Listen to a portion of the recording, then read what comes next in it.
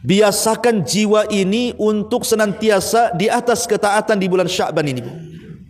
Kita kan ada sepekan lebih lagi nih mau Ramadan. Maka sisa waktu di bulan Sya'ban itu gunakan untuk ketaatan kepada Allah Azza wa Jalla. Biasakan jiwa itu digembleng supaya ketika masuk Ramadan tidak merasa berat. Umpamanya membiasakan dengan puasa sehingga ketika masuk Ramadan tidak kaget. Umpamanya membiasakan dengan baca Quran supaya ketika baca Quran di bulan Ramadan tidak kepeliut-peliut lidahnya. Umpamanya biasakan dengan sedekah sehingga ketika masuk Ramadan tidak bakhil, dan begitu seterusnya. Ini persiapan penting, namanya ta'widun nafsi ala ta'ah. Membiasakan jiwa itu di atas ketaatan kepada Allah Subhanahu wa taala.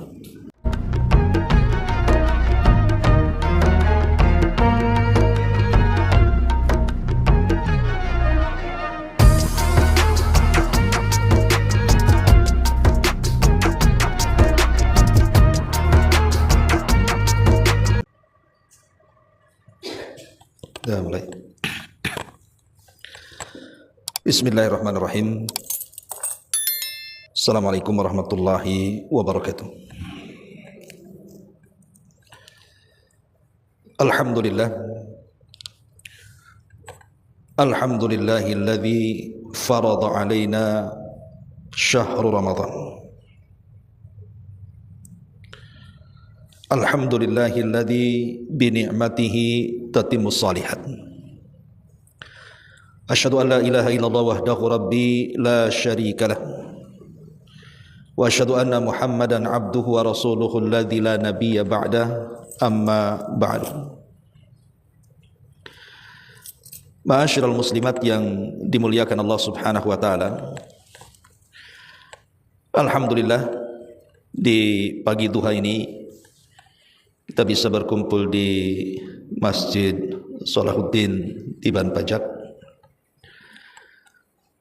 Kemudian salawat dan juga salam tetap kita hadiahkan kepada Rasul kita Nabi besar Muhammad sallallahu alaihi wa ala alihi wasallam. Ma'asyiral muslimat rahimakumullah. Sebentar lagi kita akan menghadapi tamu Allah Subhanahu wa taala yang sangat mulia. Itulah syahrul Ramadan, bulan Ramadan. Bagi seorang muslim, kedatangan Ramadan itu sangat-sangat dirindukan. Bagaimana tidak? Karena bulan itu adalah bulan yang dipilih Allah Subhanahu wa taala dari 12 bulan dalam setahun yang memiliki kemuliaan dan ketinggian dibandingkan bulan-bulan yang lainnya. Dan Allah Subhanahu wa taala berfirman, wa yakhluqu ma yasha'u wa yakhtar. Terkadang Allah Subhanahu wa taala menciptakan beberapa makhluknya, kemudian Allah pilih dari makhluk itu. Bukan kita yang milih, tapi Allah yang milih. Contoh umpamanya tanah haram atau disebut dengan Makkah Al-Mukarramah. Kenapa kemudian tempat itu menjadi tempat mulia dibandingkan tempat-tempat yang lainnya? Kalau ditinjau dari segi pemandangan, saya kira negeri kita jauh lebih indah dibandingkan Mekah, kan? Negeri kita ini hijau, ranum, mudah tumbuh, sungai-sungainya, telaga-telaganya, gunung-gunungnya sangat indah dipandang. Saya kira negeri kita jauh lebih indah dibandingkan Mekah kalau dari segi pemandangan. Atau dari segi apa lagi? Cuaca. Negeri kita lebih nyaman cuacanya karena tidak ada cuaca-cuaca ekstrim di negeri kita ini. Tapi di sana kalau panas, panas sekali, kalau dingin, dingin sampai menusuk tulang. Dan kalau datang cuaca debu, sangat membahayakan pandangan. Tetapi bukan itu nilainya. Negeri Mekah itu dimuliakan karena Allah yang muliakan. Ketika Allah Subhanahu wa taala memuliakan sebuah negeri, maka kita juga wajib memuliakannya. Karena tidak mungkin Allah memuliakan sebuah negeri begitu saja kalau tidak ada keistimewaannya. Maka bulan Ramadan juga kurang lebih saja. Bulan Ramadan itu kalau dilihat dari hari-harinya sama dengan bulan-bulan yang lainnya. Mulai dari waktu terbit matahari sampai tenggelamnya, muncul bulan sampai tenggelamnya, sama saja berlalunya waktu dan hari di bulan-bulan dalam 12 bulan itu. Tetapi Allah muliakan karena sebab yang berbeda, yang nanti kita akan sebutkan. Makanya bagi seorang mukmin ketika mendengar bulan Ramadan, maka sudah selayaknya dan seharusnya dia merindukan kedatangannya. Karena kita tahu bahwa tujuan hidup manusia itu adalah untuk beribadah kepada Allah Subhanahu wa taala. Sebagaimana Allah katakan dalam surah Az-Zariyat, "Wa ma khalaqtul jinna wal insa illa liya'budun." Tidaklah kuciptakan jin dan manusia kecuali mereka disuruh untuk beribadah. Dan tujuan ibadah itu sendiri karena kita akan berjumpa dengan Allah Subhanahu wa taala. Di mana Allah Subhanahu wa taala berfirman, "Faman kana yarju liqa'a rabbih falyamal amalan salihan wa la yusyrik bi ibadati rabbih ahada." Barang siapa yang ingin mengadakan pertemuan dia dengan Allah, meluapkan kerinduan dia dengan Allah Subhanahu wa taala, maka perbanyak amal saleh dan jangan sekutukan Allah dengan siapapun. Tentu perjumpaan Allah Subhanahu wa taala akan senantiasa terus berjumpa dengan kita kelak kalau seandainya Allah takdirkan di antara kita masuk surga.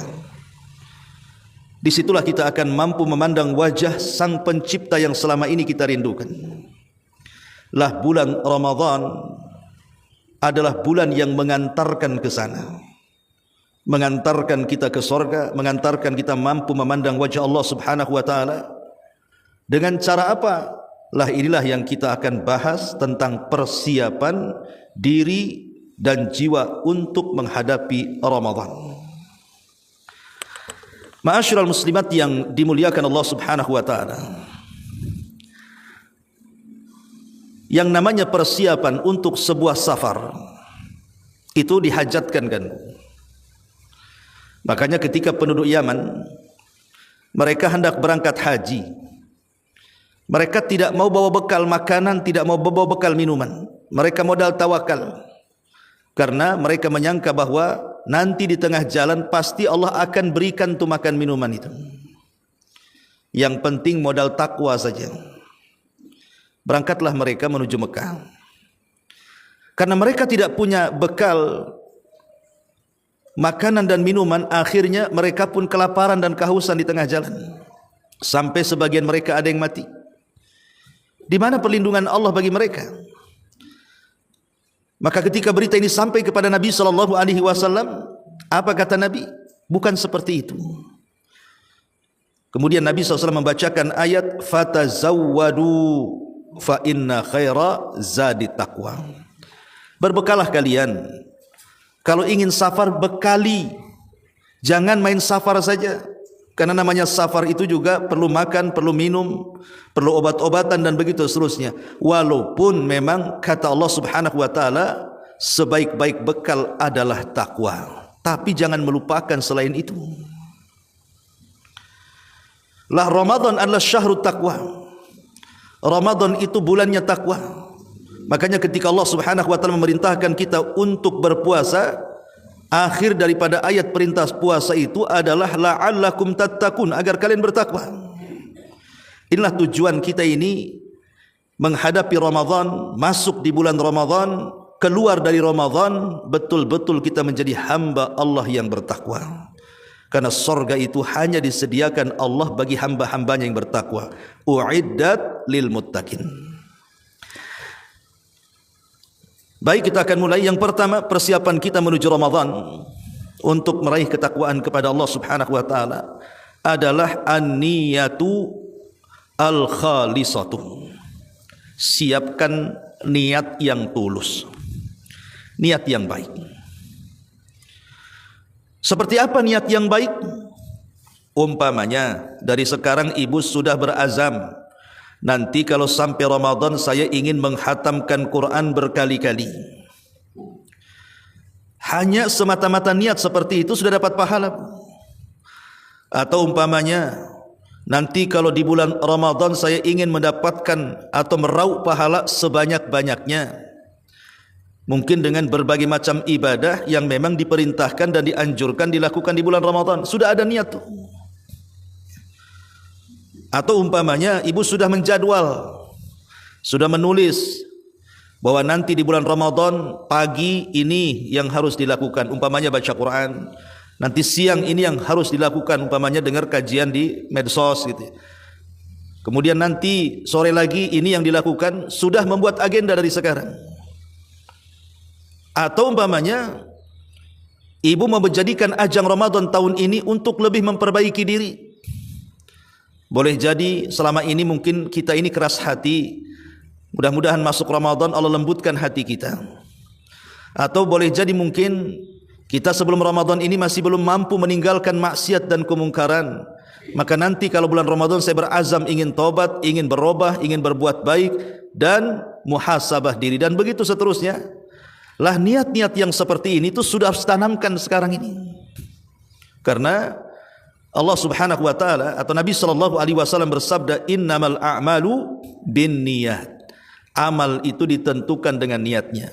Dan Allah katakan dalam surah Muhammad 21, "Falau shadaqullaha lakana khairal lahum." Kalau mereka jujur kepada Allah dalam niatnya, sungguh itu kebaikan bagi mereka. Jadi tanamkan niat. Jangan kemudian niatnya itu berpaling di luar daripada ibadah. Sebentar lagi Ramadan. Ini mumpung ini saya bisa jualan untuk iftar. Mudah-mudahan gorengan saya bisa laku selama Ramadan dan menghasilkan uang 1 miliar umpamanya. Itu niatnya sudah dunia, Bu. Ya.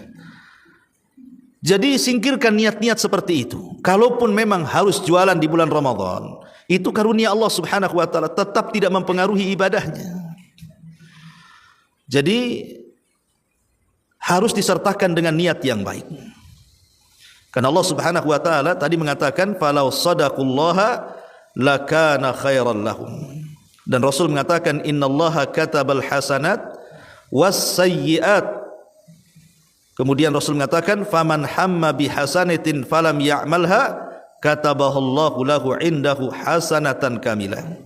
Karena barang siapa yang ada niat melakukan kebaikan walaupun belum dikerjakan, Allah telah catat di sisinya kebaikan yang sempurna. Jadi kalau seandainya qadar Allah, ya kita tidak tahu. Semua kan takdir Allah. Kita sudah ada niat untuk menghatamkan Quran, tiba-tiba sampai Ramadan qadar Allah, pamannya kan. Ibu kena sariawan 40 hari. Ya.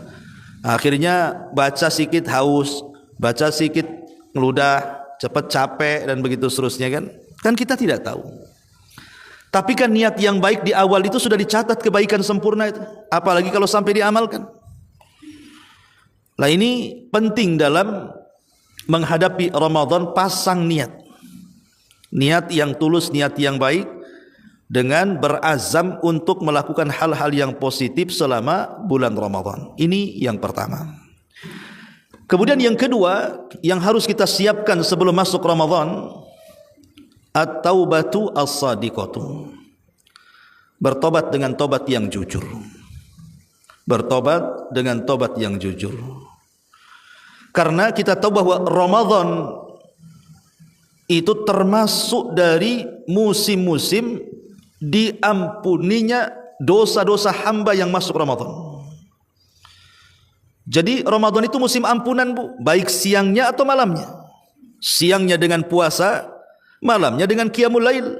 Sebagaimana Nabi mengatakan man shama ramadhanan imanan wa ihtisaban ghufira lahu ma taqaddama min dhanbi. Barang siapa yang berpuasa penuh dengan keyakinan akan perintahnya dan juga mengharap pahalanya, maka Allah akan gugurkan tu dosa-dosanya. Ini di siang hari. Di malam harinya juga sama. Karena Rasul mengatakan man qama ramadhanan imanan wa ihtisaban ghufira lahu ma taqaddama min dhanbi.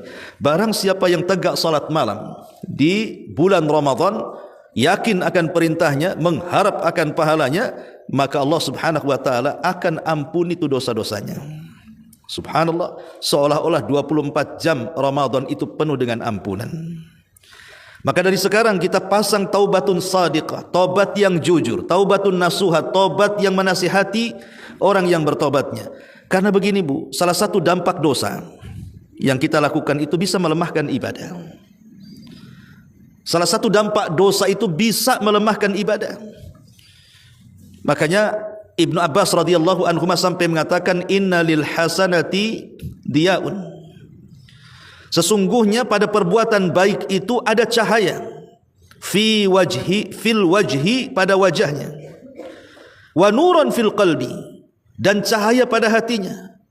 Wasi'atan fil rizki, dan ada keluasan dalam rizkinya. Wa quwwatan fil badani, dan ada kekuatan dalam jasadnya.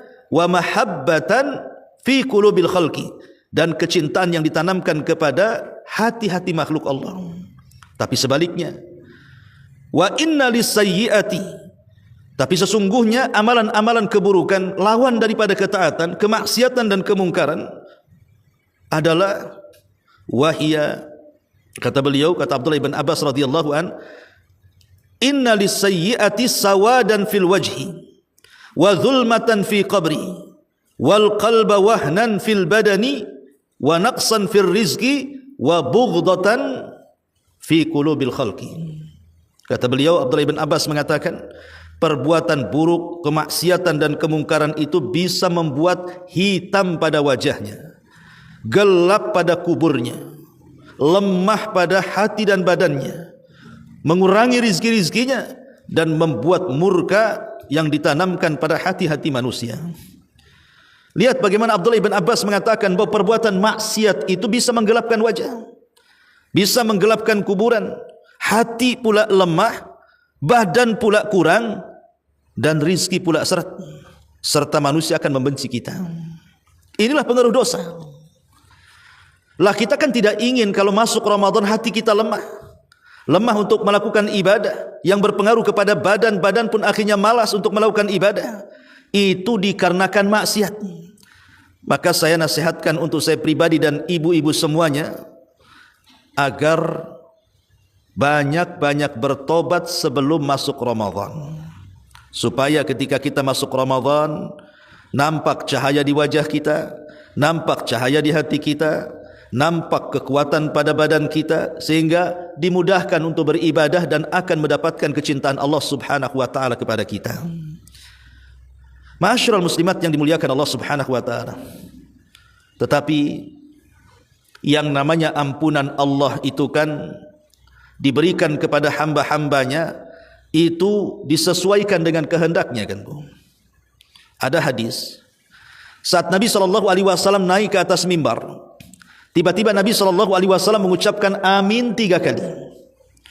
Naik ke mimbar pertama Rasul mengatakan amin, naik ke tangga mimbar kedua Rasul mengatakan amin, naik ke tangga mimbar ketiga Rasul mengatakan amin, kemudian Rasul berkhutbah sampai selesai khutbah. Para sahabat heran kenapa Rasul ketika naik mimbar mengucapkan amin 3 kali. Maka mereka mencoba bertanya kepada Rasul dan mengatakan, alama amanta ya Rasulullah, Rasul tadi engkau mengucapkan amin 3 kali, kami tidak mendengar doa, apa yang kau doakan? Maka Nabi SAW mengatakan, oh tadi ataniya Jibril, Jibril datang kepada aku, kata Rasul. Dia minta doa-doanya diaminkan, ku aminkan doanya. Sahabat mengatakan, apa yang didoakan Jibril itu wahai Rasul? Maka Rasul mengatakan salah satunya, ragima anfu rajulin dakhala alaihi Ramadan thumman salah qabla an yaghfira lahu.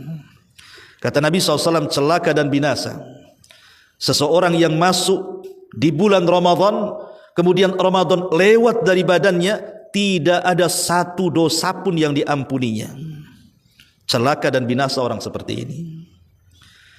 Kenapa sampai celaka dan binasa? Karena bagaimana mungkin di musim-musim kebaikan, di mana sorga dibuka lebar-lebar pintunya, neraka ditutup rapat-rapat pintunya, setan pula diborgol dan diikat, kok dia bisa masuk Ramadan tidak ada satu dosa yang diampuni? berarti kan dia tidak memanfaatkan musim-musim kebaikan itu. Dia sangka Ramadan sama dengan bulan-bulan yang lainnya, boleh bermaksiat kepada Allah sama dengan bulan-bulan yang lainnya. Ini sebuah kejahilan yang nyata. Jadi mumpung kita berada di bulan Sya'ban, amalan kita juga sedang diangkat ke langit, diperlihatkan di hadapan Allah dalam amalan setahun kita, maka dari sekarang pasang taubatan nasuha. Dengan cara apa? Satu, tinggalkan semua dosa yang pernah kita lakukan. Atau yang pertama, akui dulu dosanya. Akui dosa-dosa yang pernah kita lakukan. Boleh jadi mungkin selama ini kita sering mengumbar dosa-dosa lisan, dari gibahnya, dari namimahnya, dari ngerumpinya, dari nyebar hoaxnya, gitu ya, dari ngerasaninya, dan begitu seterusnya. Maka cobalah tobat untuk bukan hanya mengurangi maksiat itu, kalau bisa hilangkan 100%. Hilangkan 100%. Supaya ketika masuk Ramadan itu, kebiasaan-kebiasaan membawa dosa itu tidak dilakukan di bulan Ramadan, karena ibu sudah memukadimahi di bulan Sya'ban, menghindari hal-hal dosa. Jadi akui dosa itu datang dari kita. Yang kedua, sesali. Kenapa aku dulu berbuat dosa? Kenapa aku bergibah? Kenapa aku namimah? Kenapa aku menghina? Kenapa aku begini, begitu, dan begitu seterusnya? Akui itu. Kemudian sesali. Setelah disesali, tinggalkan semua maksiat yang pernah kita lakukan. Baru seperti itu, kita berazam untuk tidak kembali kepada maksiat yang pernah kita kerjakan. Tetapi kalau berkaitan dengan hak-hak adami, hak-hak orang lain, maka tidak cukup dengan istighfar, dengan meminta ampun kepada Allah, tapi dia harus mengembalikan hak-hak orang lain yang kita ambil. Karena tidak mungkin diterima tobatnya kalau hak-hak orang yang kita zalimi belum dikembalikan. Dan harus jadi perhatian bahwa tobat ini akan senantiasa diterima oleh Allah Subhanahu wa taala selama nyawa belum sampai di tenggorokan dan sebelum matahari terbit dari ujung barat sana. Ya, maka mumpung di bulan Ramadan, di mana Nabi SAW mengatakan as-salawatul khamsu war Ramadan ila Ramadan mukaffiratun bainahunna idza jtunibatil kabair. Antara salat 5 waktu ke salat 5 waktu berikutnya, antara Ramadan dan Ramadan berikutnya, itu tempat pengguguran dosa. Maka dari sekarang tanamkan taubatan as-sadiqah, taubat yang jujur dari hati yang paling dalam. Ini yang kedua. Yang ketiga, ya, untuk merangsang bulan Ramadan supaya kita tidak menjadi pemalas, supaya kita menjadi rajin dalam beribadah, supaya kita bisa melewati musim-musim kebaikan, supaya kita bisa memanfaatkan waktu-waktu di bulan Ramadan untuk mendulang pahala sebesar-besarnya. Maka yang ketiga adalah ma'rifatu syarafiz zamani, kenali bahwa ada waktu-waktu itu yang memang dimuliakan Allah Subhanahu wa taala, dibedakan dengan waktu-waktu yang lainnya. Seperti ketika Allah Subhanahu wa taala berfirman, wal fajri wa layalin ashri, demi waktu fajar dan demi malam yang 10. Ada yang mengatakan malam yang 10 itu 10 awal bulan Muharram. Ada yang mengatakan malam yang 10 di sini maksudnya 10 awal bulan Dzulhijjah. Tapi ada juga yang mengatakan maksudnya 10 akhir Ramadan. Lihat sampai Allah jadikan sumpah dalam surah Al-Fajr ini. Kemuliaan zaman, kemuliaan waktu. Kenali ya, bahwa ada waktu-waktu itu yang Allah ciptakan untuk kita. Dengan waktu-waktu itu kita akan mendapatkan pahala sebanyak-banyaknya. Apalagi di bulan Ramadan itu ada satu waktu yang mengalahkan seluruh hari di bulan Ramadan. Apa itu? Malam Lailatul Qadar. Disitulah kalau kita mencarinya, kemudian menghidupkannya, maka kita akan mendapatkan pahala beribadah selama 83 tahun 6 bulan alias 1000 bulan bahasa Quran. Subhanallah. Maka kenali dengan cara pelajari, renungi, rasapi ya, apa saja kehususan-kehususan di bulan Ramadan ini sehingga bulan ini menjadi mulia, waktunya menjadi mulia. Karena waktu itu, Bu, menurut para ulama, bahwa waktu itu adalah ra'sul mal. Waktu itu adalah modal utama bagi kehidupan manusia. Betapa banyak dari saudara-saudara kita yang tahun kemarin berpuasa dengan kita, bahkan boleh jadi sahur dengan kita, buka dengan kita, rupanya belum sampai Ramadan tahun ini mereka sudah meninggalkan kita. Entah mereka di mana. Ya. Jadi karena kita tidak tahu waktu-waktu, apakah kita dipanjangkan umur atau dipendekkan umur, ya kita sih cuma berdoa mudah-mudahan kita disampaikan sampai bulan Ramadan. Tetapi kalau sudah masuk bulan Ramadan, karena kita sudah kenal bahwa Ramadan adalah waktu yang sangat mulia bagi seorang muslim dan tidak ada bulan yang lebih mulia dibandingkan Ramadan, maka dengan mengenali kemuliaan bulan itu, kita makin terangsang dan makin rindu untuk berjumpa dengan Ramadan. Umpamanya Ramadan itu dikenal sebagai bulan di mana Allah Subhanahu wa taala membuka pintu surga, menutup pintu neraka, mengikat setan. Itu kan keutamaan. Ya.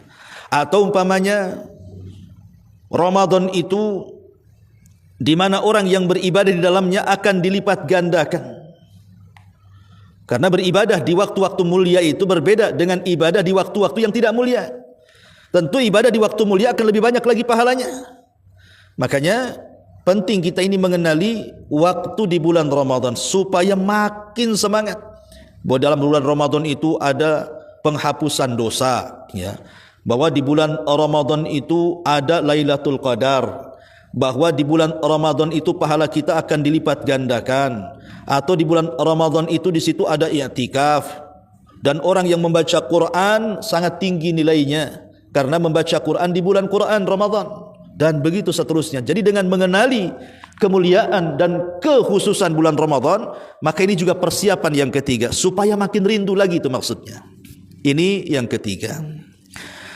Kemudian yang keempat, persiapan kita bahwa bulan Ramadan adalah bulan supaya kita ini bisa fastabiqul khairat. Dari sekarang kita berazam, nanti kalau sampai Ramadan saya ingin berlomba-lomba dalam kebaikan. Berlomba-lomba dalam kebaikan itu harus melihat ke atas, jangan melihat ke bawah. Tapi kalau urusan dunia, ya tentu melihat ke bawah lebih baik dibandingkan melihat ke atas. Ya, umpamanya seseorang miskin, kamu miskin ya? Oh enggak, aku kaya. Masih ada orang yang miskin di bawah saya. Ya. Kamu sakit ya? Oh enggak, masih banyak orang yang lebih parah di bawah saya. Itu kalau urusan dunia tuh, lihat ke bawah, jangan lihat ke atas, pegal nanti. Tapi kalau urusan akhirat, jangan sekali-kali memandang ke bawah, pandang tuh ke atas. Ibu punya kawan di bulan Ramadan sanggup menghatamkan 3 kali, maka ibu dalam pikiran, masa aku kalah sama dia? Aku pun bisa, bahkan lebih. Ya. Ada kawannya rajin beribadah, maka ibu katakan, bukan dia aja yang rajin, aku pun bisa, bahkan aku akan berusaha lebih dari dia. Itulah azamnya, fastabiqul khairat, kita berlomba-lomba di bulan Ramadan itu, dan dipersiapkan dari sekarang. Karena faedah orang yang berlomba-lomba dalam kebaikan itu banyak, Bu. Satu, dalil tentang ala husnil iman, baiknya iman seseorang, dan sidku al yakin, jujurnya keyakinan orang. Jadi orang yang bersegera dalam kebaikan itu hakikatnya dia memahami tentang petunjuk keimanan. Karena tidak mungkin badan ini bergerak menjadi ngaji, menjadi solat, menjadi zikir, menjadi silaturahim, bergerak lisannya, memandang matanya, dan begitu seterusnya. Bukan, tidak mungkin, mustahil digerakkan dalam kebaikan badan-badan kita ini kecuali ada iman yang menggerakkannya. Iman itulah yang menggerakkan kita. Makanya penting kita dasari sebelum Ramadan itu tingkatkan keimanan, dan peningkatan iman itu dilakukan karena ketaatan, sebagaimana kurangnya iman karena dilabrak dengan kemaksiatan. Ya, karena berlomba-lomba itu dalil tentang baiknya iman. Yang kedua, dalil tentang cintanya Allah kepada hambanya. Orang yang suka berlomba-lomba dalam kebaikan itu dalil tentang kecintaan Allah kepada hambanya. Kemudian juga yang ketiga, sababun litafrijil qurabat wa syatril uyub. Dengan kita senantiasa berlomba-lomba dalam kebaikan, maka itu sebab di mana Allah akan menghilangkan setiap kesulitan yang kita hadapi, dan Allah akan tutup aib-aib kita. Karena ada hadis yang mengatakan, man satara musliman satarahullahu yaumal qiyamah. Barang siapa yang menutup aib seorang muslim, Allah tutup aibnya pada hari kiamat. Dan barang siapa yang menolong saudaranya, Rasul katakan, Allahu fi aunil abdi maka al abdu fi auni akhi. Allah akan senantiasa memelihara dan menolong hambanya selama hamba berlomba-lomba dalam menolong saudaranya. Kemudian juga di antara faedah berlomba-lomba adalah sebab diijabahnya doa dan sebab mendapatkan kebahagiaan di dunia dan akhirat. Ini yang keempat. Niatkan untuk musabaqatu lil khairi. Kemudian yang kelima, ya. Ta'widun nafsi ala ta'ah. Biasakan jiwa ini untuk senantiasa di atas ketaatan di bulan Sya'ban ini, Bu. Kita kan ada sepekan lebih lagi nih mau Ramadan. Maka sisa waktu di bulan Sya'ban itu gunakan untuk ketaatan kepada Allah Azza wa Jalla. Biasakan jiwa itu digembleng supaya ketika masuk Ramadan tidak merasa berat. Umpamanya membiasakan dengan puasa sehingga ketika masuk Ramadan tidak kaget. Umpamanya membiasakan dengan baca Quran supaya ketika baca Quran di bulan Ramadan tidak kepeliut-peliut lidahnya. Umpamanya biasakan dengan sedekah sehingga ketika masuk Ramadan tidak bakhil, dan begitu seterusnya. Ini persiapan penting, namanya ta'widun nafsi ala ta'ah. Membiasakan jiwa itu di atas ketaatan kepada Allah Subhanahu wa taala. Ya. Ma'asyiral muslimat yang dimuliakan Allah Subhanahu wa taala. Ini yang kelima, yang keenam. Ya. Yang keenam persiapan kita adalah ta'allum ahkamil fikhi Ramadan. Dari sekarang ibu harus belajar, baca-baca, mendengar kajian entah lewat YouTube, entah lewat Facebook, entah lewat mana saja. Ya. Coba dengerin atau baca gitu ya. Ayat-ayat dan hadis-hadis Nabi yang bicara soal hukum-hukum Ramadan. Hukum-hukum puasa dan sekitarnya, hukum-hukum salat malam dan sekitarnya, hukum-hukum fikih dan dalam bacaan Quran pamannya kan, dan yang lainnya pelajari dari sekarang supaya ketika masuk Ramadan ibu mengamalkan sebuah amalan itu karena dasar keyakinan, bukan karena dasar ikut-ikutan. Si anu puasa makanya aku puasa katanya. Coba si anu tak puasa aku pun tak puasalah. Nah, itu namanya ikut-ikutan. Si anu taraweh, makanya aku taraweh. Coba si anu tak taraweh, aku pun tak taraweh. Nah ini kan taraweh dan puasa yang seperti ini tuh puasa ikut-ikutan. Ya memang secara ibadah bisa sah, tapi belum tentu berpahala. Karena dalam ibadah itu dua, ada namanya syarat sah, ada namanya syarat qabul. Syarat sah yang penting sah, syarat qabul dapat pahala. Ya.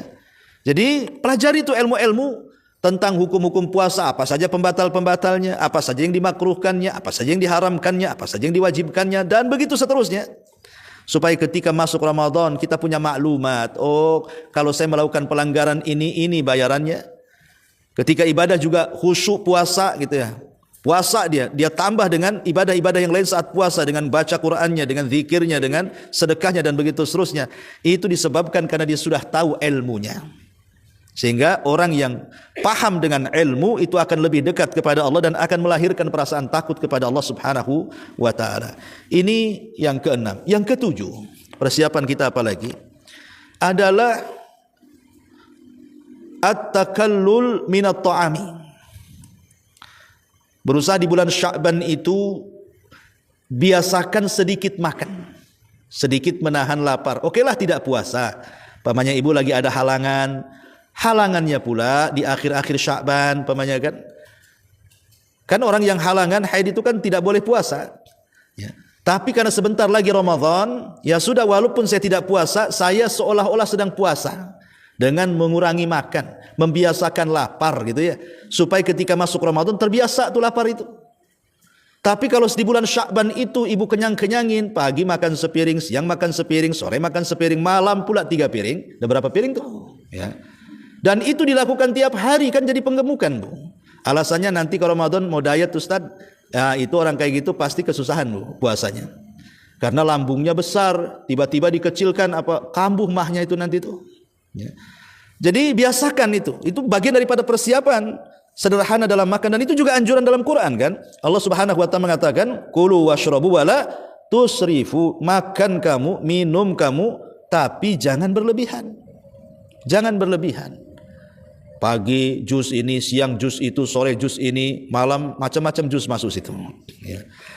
Karena bagaimanapun dikhawatirkan nanti kalau kita ini sering kenyang di bulan Sya'ban, tiba-tiba dibuat lapar di bulan Ramadan, takutnya puasanya jadi puasa dendaman, Bu. Seperti apa puasa dendaman itu? Dia ngancem, Bu. Umpamanya siang-siang dah lapar, nggak apa-apa, siang lapar, tunggu kalau maghrib katanya. Itu kan orang ngancem, Bu. Ya. Akhirnya betul-betul tuh ancaman itu dilakukan. Ketika datang waktu maghrib, makanan satu meja, Bu, itu bisa pindah ke perut, Bu. Lah kalau sudah satu meja pindah ke perut, alamat itu, Bu. Ngantuk, lemes, malas, itu jadi satu tuh. Jangankan cerita tarawih yang 11 rakaat, Isya aja udah nguap-nguap dia. Lah itu karena tidak terbiasa lapar. Ya, kalau sudah terbiasa lapar, insya Allah dia akan tahan, ya kan? Saat puasa pun tenang-tenang saja dia.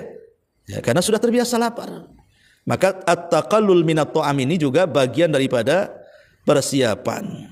Karena Rasul mengatakan ma mala'a adamiyun wi'a syarran min batni fa in kana la budda fa'ilan fa thuluthun minat ta'am wa thuluthun minasyarab wa thuluthun minan nafsi. Tidak ada perkara yang lebih buruk dalam badan manusia kecuali perutnya. Kalaupun harus diisi penuh perut itu, kasihlah sepertiganya untuk makan, sepertiganya porsi minum, dan sepertiganya porsi bernafas. Ya, ini anjuran Nabi SAW.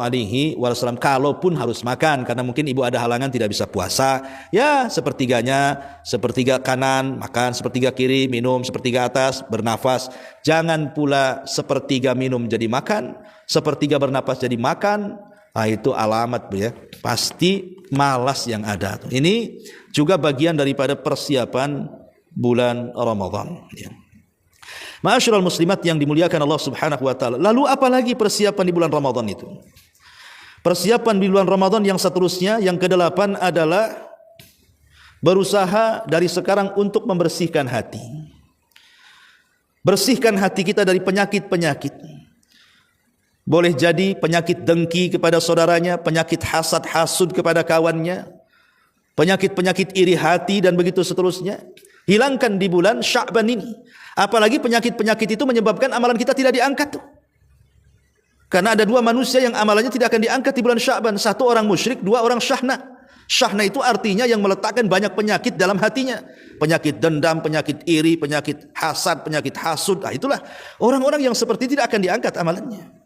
Tapi kalau kita sudah berusaha kemudian mengurangi atau menghilangkan sama sekali untuk tidak dendam dengan orang, untuk tidak hasad dengan orang, untuk tidak mengadu domba orang dan begitu seterusnya, insya Allah masuk Ramadan, apa yang difirmankan Allah la'allakum tattaqun itu menjadi sebuah kenyataan. Karena takwa itu kan letaknya di hati, Bu. Takwa itu letaknya di hati. Kalau hati ini bersih dari penyakit-penyakit, maka akan mudah untuk menjalani takwa itu, melaksanakan perintah dan menjauhi larangan. Ya, maka ini juga bagian daripada persiapan tathhir al-qalbi, tathhirul qalbi, membersihkan hati minal atham wal munkarat, dari perkara-perkara dosa dan kemungkaran. Ya, bersihkan ya pelan-pelan lah, ya, kalaupun tidak frontal, pelan-pelan. Ya. Sambil terus membiasakan, ya. Karena kalau seandainya penyakit-penyakit ini masih bersarang, Bu, masuk Ramadan, boleh jadi puasa kita itu seperti yang disabdakan Nabi, rubba sa'imin laisa lahul jaza illal ju' wal 'atsh.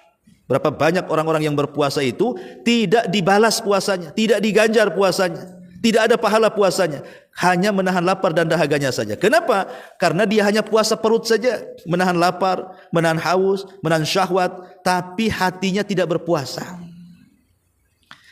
Kalau seandainya seseorang itu hatinya juga berpuasa dan anggota badan lainnya juga berpuasa, bukan hanya perut, matanya, telinganya, lisannya, ya, maka insya Allah bukan hanya sah dalam ibadah, tapi lebih daripada itu juga akan mendapatkan pahala. Maka bersihkan hati. Kalaupun seandainya harus meminta maaf kepada orang yang kita zalimi, hari inilah waktunya. Di bulan Sya'ban inilah waktunya maaf memaafkan. Ya, kosong-kosong bahasanya. Ya, jadi jangan sampai kemudian alasannya nanti saja, nunggu lebaran kan sebulan lagi, bulan Ramadan. Itu kan namanya tidak menghargai musim, namanya musim kebaikan di bulan Ramadan. Ini yang ke-8. Kemudian yang ke-9, persiapan Ramadan, ya, adalah dengan cara membayar punya hutang, baik kepada Allah untuk dilunasi. Keluar darah haid harus qadha, Bu. Ya. Lah ketika setelah Ramadan malas pula lah ibu itu. Baru jam 9, nanti jam 11 lagi tong pula tuh katanya. Akhirnya malas mengqadha. Sampailah di bulan Sya'ban. Masuk bulan Sya'ban udah ketar-ketir, entar lagi Ramadan tuh. Maka bagi ibu yang punya hutang, bayar. Ataupun yang hutang kepada manusia juga bayar, supaya ketika masuk Ramadan itu tenang, tidak punya hutang ke atas, tidak punya hutang ke bawah. Nah, ini juga bagian daripada persiapan melunasi hutang-hutang, ya. Dan yang terakhir tentunya persiapan menghadapi bulan Ramadan adalah dengan memperbanyak doa. Karena ulama salaf jauh-jauh bulan sebelum Sya'ban, 6 bulan sebelum Ramadan itu sudah meminta kepada Allah, Allahumma balighna Ramadan. Ya Allah, sampaikanlah aku ke bulan Ramadan. Ya. Karena umur kita tidak tahu, Bu. Apakah sebelum masuk Ramadan,